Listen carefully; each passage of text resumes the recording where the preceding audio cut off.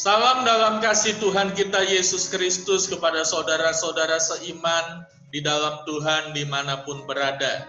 Pada akhirnya kita telah sampai di sesi yang keempat atau sesi terakhir dari pembahasan kita mengenai kesembuhan luka-luka batin. Bila pada sesi yang ketiga saya sudah membahas untuk mengalami pemulihan luka-luka batin, dan saya berdoa itu menjadi kebaikan, menjadi berkat bagi setiap Bapak Ibu Saudara.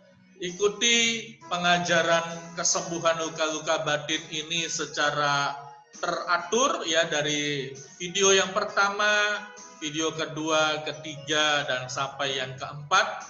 Ini merupakan salah satu pola pemuridan yang Tuhan beri kepada saya, dan saya juga menyampaikan materi-materi yang Tuhan percayakan kepada saya melalui channel YouTube Pastor Agus ini. Bila saudara belum mensubscribe channel ini, saya mempersilakan saudara untuk mensubscribe-nya, melike-nya, menyalakan tombol lonceng notifikasinya, dan men-share-nya agar ini juga menjadi berkat bagi banyak orang, dan supaya saudara juga mendapatkan notifikasi untuk video-video yang selanjutnya. Haleluya. Nah, pada seri yang keempat ini atau pada sesi yang keempat ini, saya mau membahas tentang pemulihan hubungan bapa dan anak. Pemulihan hubungan bapa dan anak, seperti yang dinubuatkan di dalam kitab Malyaki pasal 4 ayat 5 sampai 6. Saya baca bagi Bapak Ibu Saudara.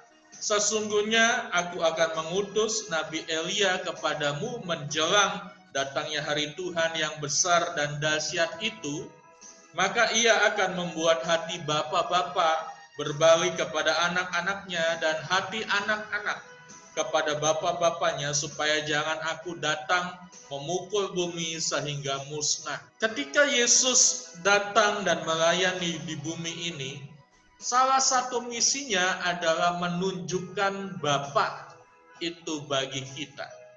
Jadi Yesus khususnya di dalam Injil Yohanes seringkali membicarakan tentang hubungan antara Dia sebagai anak dan Allah sebagai Bapa.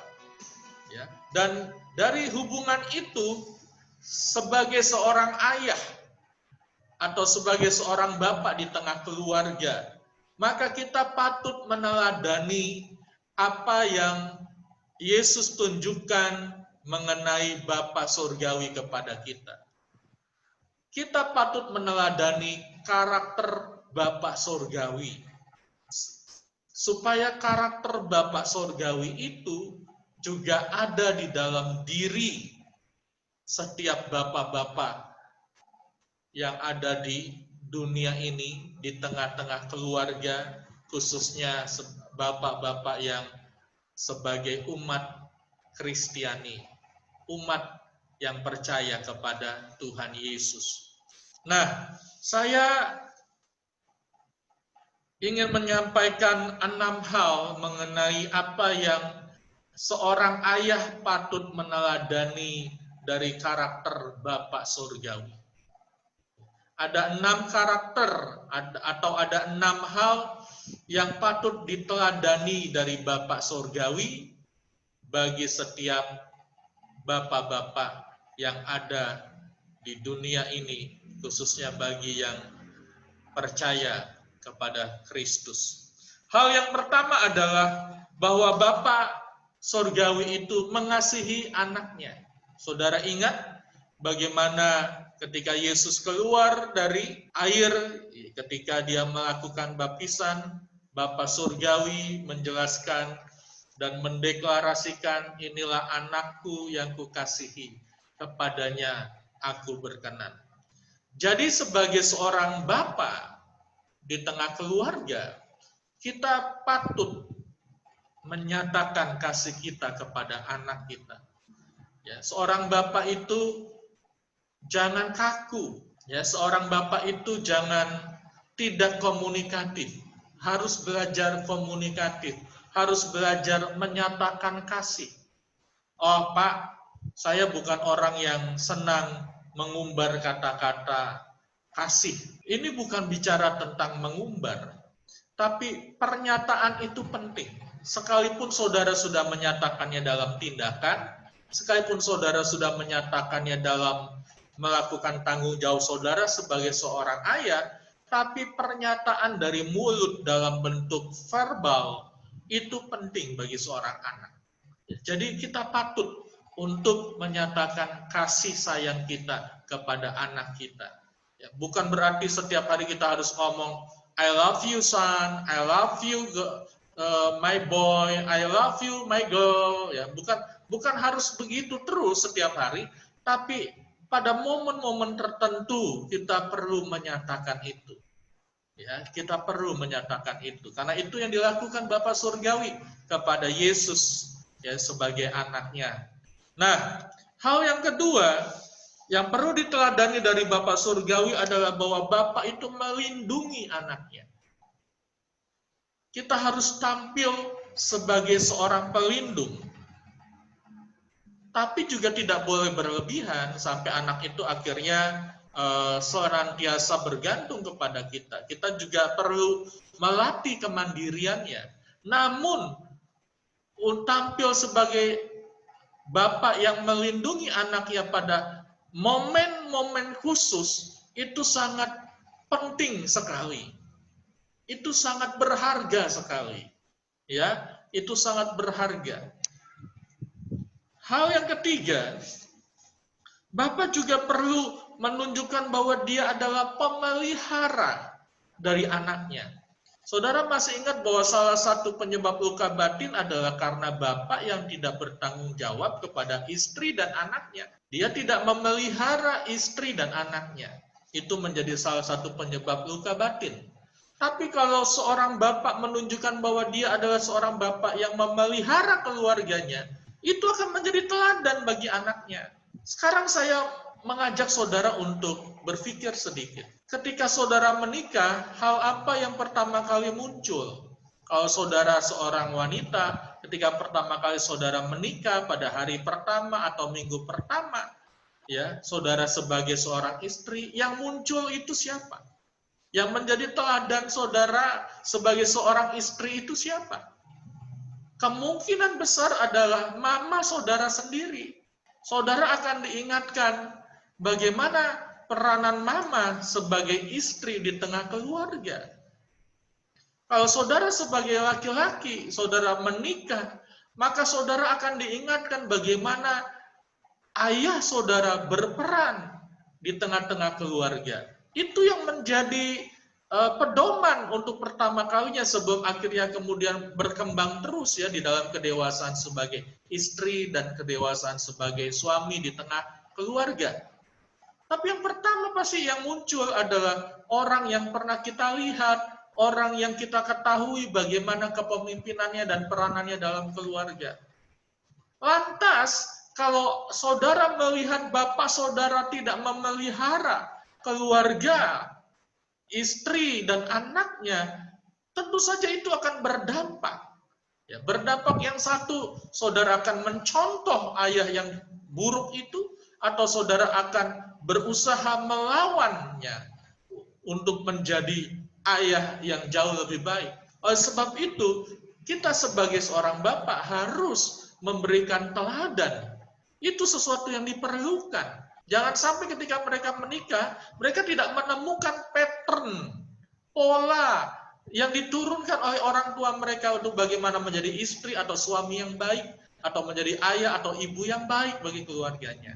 Jadi tunjukkan bahwa Anda adalah seorang bapak yang memelihara anaknya. Nah, hal yang berikutnya, yaitu hal yang keempat, adalah bapak yang memperhatikan anaknya. Memperhatikan anak itu berbeda dengan mendengarkan laporan, seperti seorang komisaris mendengarkan laporan tahunan atau laporan kinerja, seperti kepala dinas yang mendengarkan laporan dari kepala bidangnya. Itu berbeda. Perhatian yang dimaksud adalah perhatian seorang ayah kepada anaknya, bukan perhatian seorang direktur kepada manajernya. Perhatian itu teramat penting sekali. Perhatian itu begitu bernilai. Coba perhatikan, kapan seseorang bisa jatuh cinta? Biasanya dimulai dari perhatian. Wah, kamu pakai baju baru ya? Wah, parfum kamu wanginya enak sekali. Wah, kamu rajin sekali ya. Dari perhatian-perhatian yang kecil itu orang bisa jatuh cinta. Kenapa? Karena perhatian adalah bahasa cinta. Karena perhatian adalah bahasa kasih. Kita tidak bisa berkata, saya mengasihi kamu, saya peduli sama kamu, tapi Anda tidak memperhatikan sama sekali. Coba perhatikan film-film drama Mandarin. Khususnya yang menceritakan kisah-kisah kuno ya, kisah-kisah sekian ratus tahun yang lalu gitu ya, yang mereka masih berpenampilan seperti kerajaan-kerajaan ya. Romantisme di drama-drama Mandarin itu bagaimana ketika pria itu memperhatikan si wanita dan si wanita itu memperhatikan si pria, bahkan setiap kata saja itu menjadi begitu penting. Wow, kita yang menontonnya itu terkadang terbawa suasana. Berarti memang perhatian itu adalah salah satu cara yang paling penting untuk menunjukkan kasih kita. Makanya Allah disebut sebagai Allah yang peduli. Peduli itu adalah bentuk dari perhatian. Nyatakan perhatian bapak-bapak kepada anaknya. Nyatakan perhatian ibu-ibu kepada anaknya. Perhatian yang seutuhnya. Bukan hanya mau memperhatikan prestasi sekolahnya saja. Bukan hanya mau perhatikan prestasi olahraganya saja. Tapi perhatikan dirinya. Banyak orang tua memperhatikan prestasi anaknya saja. Sehingga anaknya selalu pengen berprestasi supaya bisa diperhatikan. Memperhatikan prestasi itu satu hal yang memang perlu. Tapi bukan satu-satunya. Ada lagi yang lebih mendasar, yaitu memperhatikan diri anak tersebut. Bagaimana pengalamanmu di sekolah hari ini? Bagaimana? Ada pengalaman indah nggak? Ada pengalaman lucu nggak yang kamu mau ceritakan kepada papa, kepada mama? Sekarang banyak sekali anak-anak yang tidak mendapatkan telinga untuk mendengarkan cerita mereka. Sehingga mereka menjadi apatis. Ya, mereka menjadi apatis. Tapi kalau kita membangun keluarga yang penuh perhatian, for every moment, ya, untuk setiap momen di dalam kehidupan anak-anak kita, maka mereka akan menjadi anak-anak yang kuat, anak-anak yang bahagia, anak-anak yang jauh dari mengalami luka-luka batin. Nah, hal yang berikutnya adalah bapak yang menegur anaknya ketika berbuat salah. Masih ingat apa yang saya sampaikan? Salah satu penyebab luka batin adalah karena orang tua tidak mau menegur anaknya ketika salah.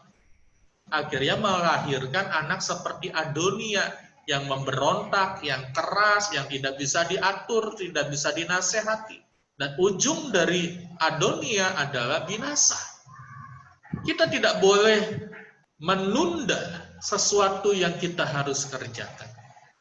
Apalagi tidak melakukan sesuatu yang memang sudah sepatutnya kita harus lakukan. Menegur secara proporsional. Menegurlah secara proporsional ketika anak kita melakukan kesalahan supaya mereka tetap punya jalur atau batasan pemisah mana yang benar dan yang salah dengan jelas. Hari-hari ini banyak orang tua tidak lagi mau menegur anaknya. Sehingga anaknya tidak lagi mengerti mana batasan yang benar dan mana batasan yang salah. Lantas gimana ketika mereka mendidik anak mereka nantinya? Ya, jadi tegurlah ketika anak itu salah. Namun tegurnya dalam kadar yang proporsional. Jangan kelewatan juga. Ya, jangan kelewatan juga. Yang proporsional. Nah, hal yang terakhir, bahwa bapak itu dipermuliakan di dalam kehidupan anaknya. Jadi kalau saudara tidak berperan sebagai bapak, sebagaimana seorang ayah yang Tuhan kehendaki di tengah-tengah keluarga saudara, berfungsi sebagaimana yang Tuhan kehendaki bagi anak saudara, maka apakah mungkin saudara dipermuliakan dalam kehidupan anakmu nanti? Yesus senantiasa berkata, Bapa, kiranya engkau dipermuliakan di dalam diri anakmu. Jadi salah satu tujuan Yesus adalah mempermuliakan Bapaknya melalui kehidupannya. Dan saya percaya Bapa Surgawi begitu bangga melihat semua tindakan-tindakan yang dilakukan oleh Yesus. Saudara, masa tua setiap orang tua ingin melihat keberhasilan anaknya. Karena mahkota orang tua ada pada anaknya. Saudara salah mendidik, salah memperlakukan, salah membangun hubungan dengan anakmu, maka engkau akan kehilangan mahkota tersebut. Bahkan mungkin anakmu akan menjadi celah bagimu. Tapi kalau kita berfungsi dengan benar, kita meneladani Bapa Surgawi, kita membangun hubungan dengan baik dengan anak kita sebagaimana seharusnya yang Tuhan kehendaki, maka pasti anakmu akan menjadi satu kebanggaan bagimu. Anakmu akan menjadi satu yang engkau senang ceritakan kepada sahabat-sahabatmu karena anakmu sangat membanggakan. Dan engkau bangga kepadanya karena di dalamnya engkau turut membentuknya. Di dalamnya engkau turut menaburkan kebaikan-kebaikan itu, value itu, karakter itu. Nah, oleh sebab itu, di bagian keempat yang terakhir ini, membangun hubungan antara Bapa dengan anak dengan benar, itu sangat penting untuk mencegah lahirnya generasi-generasi dari keluarga kita, generasi-generasi yang terluka batinnya. Dengan kita berperan baik sesuai dengan kehendak Allah, meneladani Bapa Surgawi, maka kita akan melahirkan generasi-generasi terang, generasi-generasi yang menyembuhkan, generasi-generasi mujizat, generasi-generasi yang memuliakan Allah di tengah zamannya. Melakukan pekerjaan Allah di tengah kehidupannya. Haleluya.